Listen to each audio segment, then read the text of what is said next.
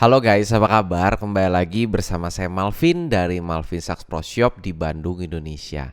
Nah, di video kali ini saya mau membahas tentang beberapa pertanyaan yang sering ditanyakan oleh teman-teman customer, baik di marketplace, di WhatsApp, ataupun teman-teman yang datang ke toko. Namun sebelum saya menjawab pertanyaan dari teman-teman, untuk teman-teman yang baru aja lihat video ini, teman-teman bisa langsung subscribe channel YouTube saya untuk mendapatkan update video berikutnya. Teman-teman juga bisa like, bisa komen, bisa share juga video ini ke teman-teman lainnya supaya teman-teman lainnya juga tahu tentang video ini. Oke, kita mulai ya.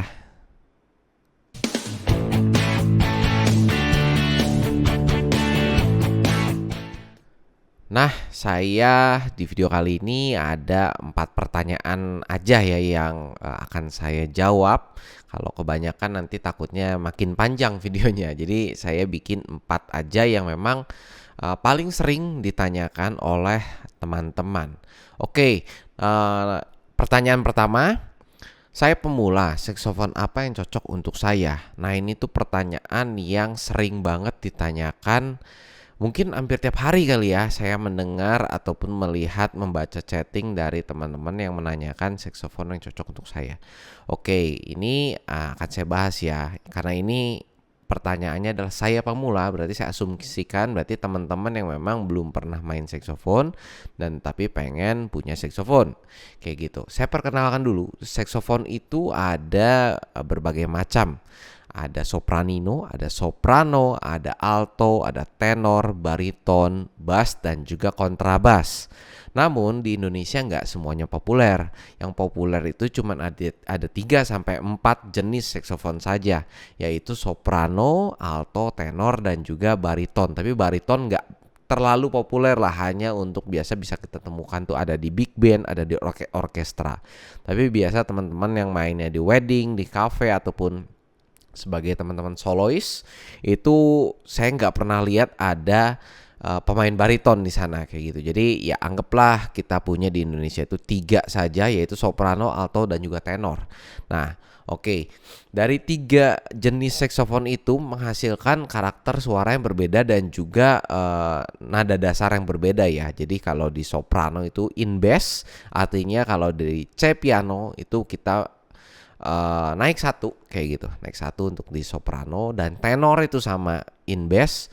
Nah, kalau di alto itu in S, artinya turun 1,5 dari tangga nada piano. Kayak gitu guys. Nah, bagaimana cara menemukan saksofon yang cocok sama saya? Kalau saya pribadi sih saya biasanya lihat dulu dari karakter orangnya. Apakah teman-teman nih suka dengan jenis musik apa nih? Misalkan suka dengan lagu-lagu jazz standar. Jazz standar itu biasanya enak menurut saya dimainkan dengan tenor karena suara tenor itu besar dan juga gagah dan bodinya juga besar ya. Jadi cocok lah dengan karakter yang jazz standar kayak gitu. Nah, tapi kalau teman-teman yang memang nggak gitu suka tenor karena terlalu besar mungkin, tapi bisa juga nih pakai alto kayak gitu karena alto tuh lebih all around, lebih semua lagu ataupun semua genre itu bisa dilibas kayak gitu. Nah, balik lagi tentang genre musik tadi. Atau teman-teman yang sukanya lagu-lagu yang pop, yang funk, yang soul, R&B. Nah, itu udah menurut saya sih udah the best sih pakai alto ya, karena alto nih jenis saksofon yang paling fleksibel, semua lagu, semua genre mau apapun itu bisa banget pakai alto. Nanti saya jelaskan kenapa alto itu menurut saya paling the best. Lalu kalau teman-teman sukanya lagu-lagu yang kayak yang sweet, yang slow ataupun yang romantis, nah itu menurut saya cocoknya itu mungkin di soprano, seperti modelan Kenny G gitu. Nah, cuman memang ini adalah murni pengalaman pribadi saya. Jadi bukan dari ada patennya, itu nggak ada sama sekali ya. Kalau teman-teman sukanya main jazz standar pakai soprano ya silahkan, nggak masalah. Dan toh banyak juga pemain jazz standar di luar negeri yang mainnya pakai soprano itu banyak juga gitu guys. Jadi memang ini tuh saya mau merangkumkan secara general saja dan juga memang dengan kebutuhan yang biasanya di Indonesia. Kayak gitu guys. Nah, tadi saya ada menyinggung dikit kenapa alto tuh the best untuk jenis saksofon karena dia tuh range suaranya tuh di tengah-tengah. Kalau soprano kan dia tinggi, sedangkan tenor itu di bawah agak rendah, sedangkan alto tuh di middle-nya di antara soprano dan juga di antara tenor kayak gitu. Jadi alto tuh bisa dapet tinggi tapi tidak setinggi sopran, dan juga alto bisa dapet low-nya tapi tidak se-low dari tenor kayak gitu guys. Dan memang alto ini pemain alto ini paling banyak, nggak cuma di Indonesia tapi di luar negeri pun paling banyak itu pemain alto kayak gitu guys. Jadi memang saya sih sarankan kalau teman-teman yang baru mau belajar, saya sarankan sih mulainya di alto dulu, karena mouthpiece alto juga dia tidak terlalu besar dan tidak terlalu kecil.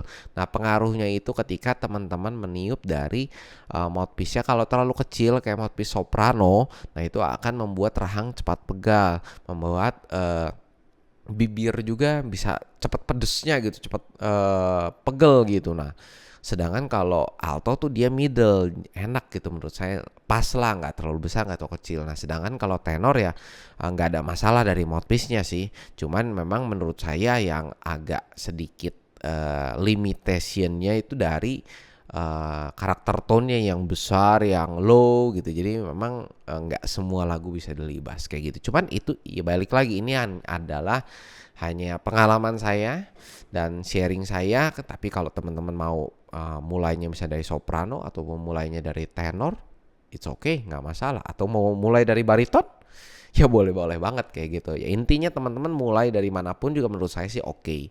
Cuma nanti ketika teman-teman nanti mau tambah instrumen lagi, nah itu bisa tuh dipikirkan. Biasanya kalau alto dengan soprano, tenor dengan soprano, jadi soprano ini bisa jadi second option dari alto dan tenor kayak gitu guys. Oke, itu poin yang pertama. Nah, poin yang kedua, Mas, kalau budget saya minim tapi pengen upgrade saxophone saya, ada saran ganti apa? Nah, oke. Budget minim ya, budget minim. Nah, ini ada, menurut saya sih ada beberapa opsi ya. Saya kasih contoh aja, misalkan saxophone yang teman-teman udah punya saxophone nih, pasti udah punya karena kan mau upgrade ya. Upgrade berarti kan harus punya alatnya dulu. Nah, misalkan teman-teman punya saksofonnya tuh saksofon China saat ini. China kan ya barunya sekitar variasi lah, ada 4 juta, 5 juta, 6 juta, itu macam-macam. Nah, oke, anggaplah misalkan harga secondnya tuh di 3 jutaan untuk saksofon China. Nah, sedangkan teman-teman kalau untuk upgrade, biasanya dari saksofon China tuh kalau upgrade-nya kecil itu akan upgrade ke saksofon yang vintage dari Amerika, USA. Nah, contoh mereknya yang banyak beredar di Indonesia ada Selmer Bandi 1, Selmer Bandi 2, ataupun ada mereknya Con Shooting Star, ada made in Mexico, ada made in USA juga, ataupun ada Con Chuberry, itu pun banyak seri-seri Con yang lain, Con 22M, Con 20M, banyak lah. Lalu ada lagi biasanya ada seri Busher, ada seri King, merek-merek itu ya itu merek, semua merek vintage dari Amerika.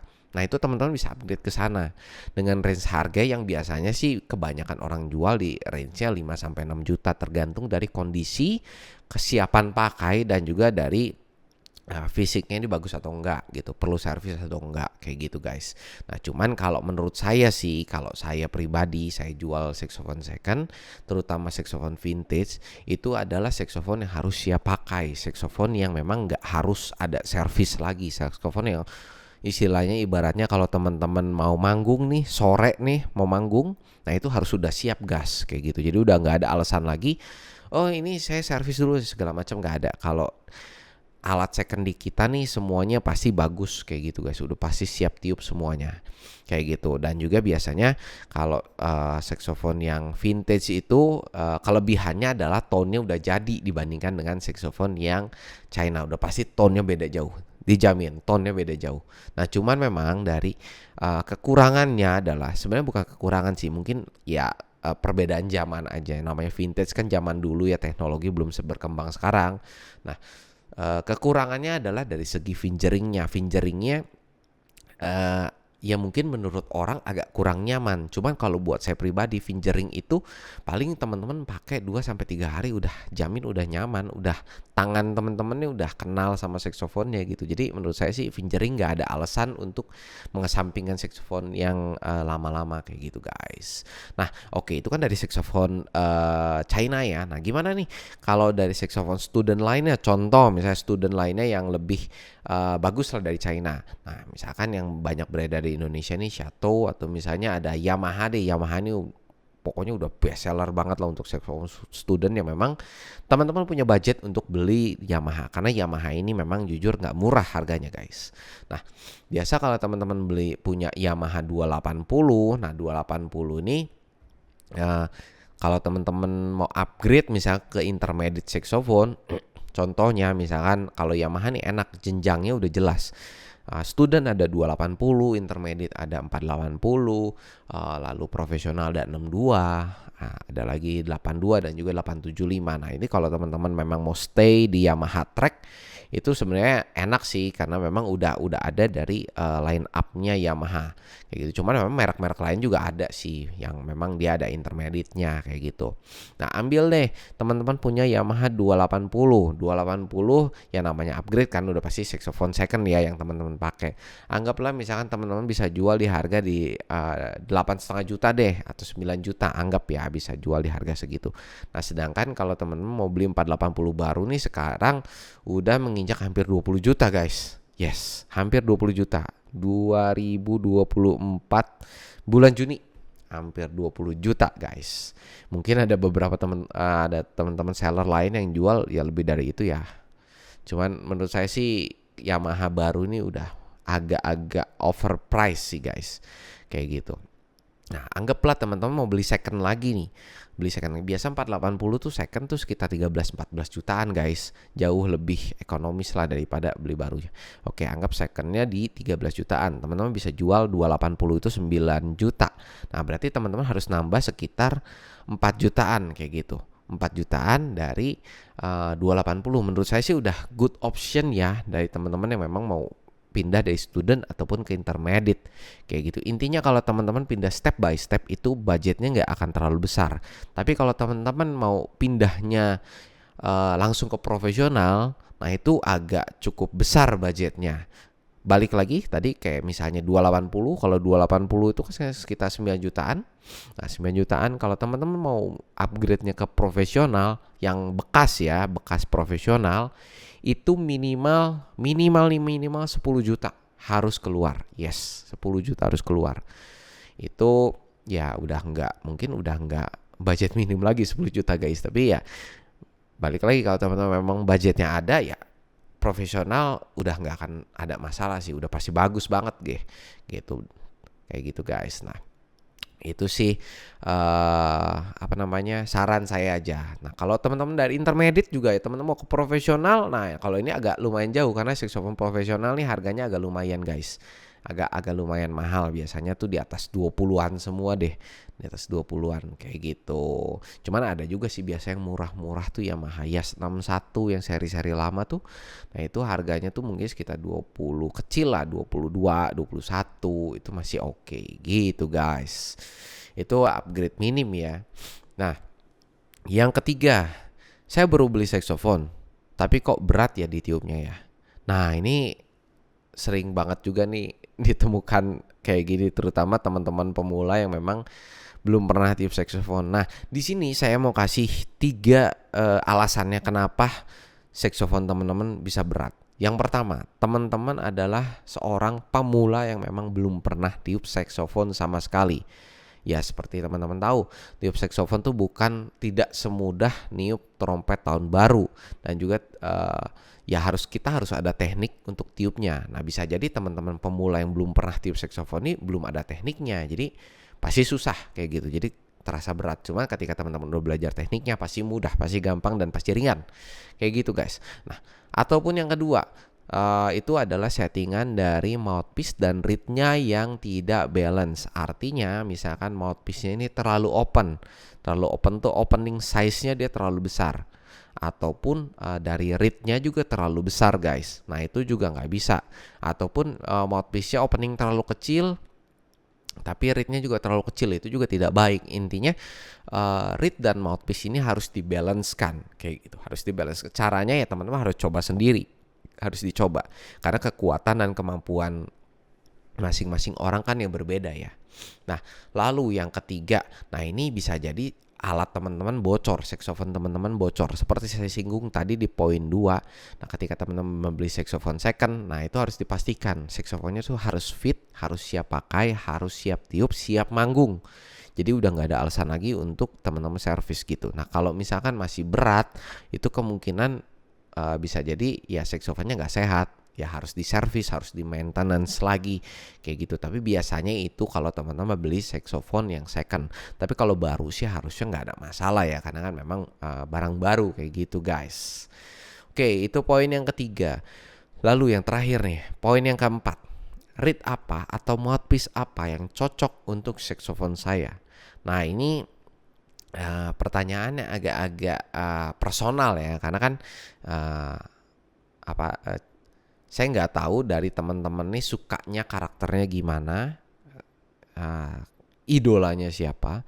Biasanya sih kalau dengan tipe pertanyaan gini, saya akan tanya dulu, teman-teman pakai saxophone apa, atau teman-teman sukanya dengerin siapa, kayak gitu. Untuk dari mouthpiece ya, ini kita bahas di mouthpiece dulu, karena mouthpiece ini satu harganya mahal, kalau salah beli lumayan juga untuk effort kita jual kembali dan kita beli lagi itu agak mahal dibandingkan dengan reed. Jadi saya bahas dulu yang mouthpiece. Nah mouthpiece itu sebenarnya ibarat kanan dan kiri. Kita ambillah kalau kiri itu dengan suara yang dark, kanan itu dengan suara yang bright gitu guys. Jadi kanan dan kiri nggak akan pernah nemu sebetulnya. Nah teman-teman sukanya karakter gimana sih? Misalkan sukanya yang bright. Nah sukanya yang bright ya udah kita cari mouthpiece yang bright. Contohnya apa? Van Doren Jumbo Java, Jody Jazz Jet. Atau kalau yang murah, Rico Metalite itu murah. Nah itu adalah tipe mouthpiece yang memang yang bright kayak gitu, yang memang yang nendang, yang pedes karakternya. Tapi kalau teman-teman nggak suka yang bright ya jangan beli mouthpiece yang bright karena nggak nemu gitu, nggak akan nemu. Nah teman-teman harus belinya yang dark. Misalkan yang dark tuh contohnya apa?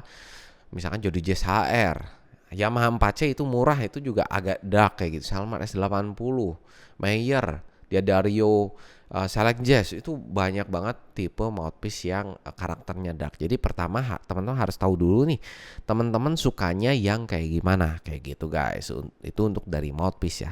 Nah kalau dari reed, contoh deh misalkan yang populer di Indonesia dan dunia kan Van Doren dan juga D'Addario, dan mereka tuh banyak banget dari seri-seri reednya itu. Nah itu harus teman-teman coba satu persatu, karena dengan misalkan saya ambil contoh Van Doren deh. Van Doren tuh kalau nggak salah ada 7 tipe reed ya kayak gitu, dan 7-7-nya itu beda semua, nggak cuma beda warna aja guys. Karena Van Doren ya ada yang bilang kayak permen karet, yes betul kayak permen karet, cuman dari masing-masing warnanya itu karakternya berbeda-beda kayak gitu guys. Jadi untuk reed sih saya sarankan untuk coba semua, karena reed tidak semahal dari mouthpiece. Ketika teman-teman misalkan beli beli reed satu box itu biasanya kalau di tempat saya bisa campur, tapi nggak tahu kalau di tempat lain ya. Kalau di tempat saya bisa campur dari varian warna ataupun dari varian size-nya itu bisa dicampur guys. Nah itu jadi teman-teman bisa memudahkan untuk tahu karakternya, karena bisa jadi selera saya dan selera teman-teman berbeda. Jadi ketika saya sarankan, saya cuma bisa menyarankan misalkan teman-teman suka yang bright, ya udah yang bright biasanya Java Red, Java Green kayak gitu aja. Cuman bisa jadi menurut teman-teman wah itu terlalu bright. Ya berarti jangan pakai seri Java, karena seri Java itu bright kayak gitu guys. Jadi untuk dari reed memang harus dicoba sama teman-teman kayak gitu. Jadi bisa jadi ya berbeda pengalaman yang saya dapatkan dan pengalaman yang teman-teman dapatkan kayak gitu guys. Oke, itu 4 pertanyaan yang saya rasa saya paling sering ditanyakan sama teman-teman customer saya kayak gitu. Nanti kalau ada beberapa pertanyaan lagi yang menarik, saya akan rangkumkan lagi dan saya akan bikin video Q&A lagi. Jadi saya harap video ini bisa menjadi titik terang, bisa mengedukasi dari teman-teman semuanya. Nah, untuk teman-teman nih yang lagi cari aksesoris saxophone, yang lagi cari saxophone, bisa langsung datang ke Malvin Sax Pro Shop di Bandung, Indonesia. Atau teman-teman yang di luar kota, kita bisa bantu untuk pengiriman karena kita ada di marketplace, di Tokopedia, ada di Shopee. Bisa juga hubungi kita via WhatsApp atau via Instagram @malvinsaxproshop.id. Kayak gitu guys. Oke, saya Malvin dari Malvin Sax Pro Shop. Pamit, sampai bertemu di video selanjutnya.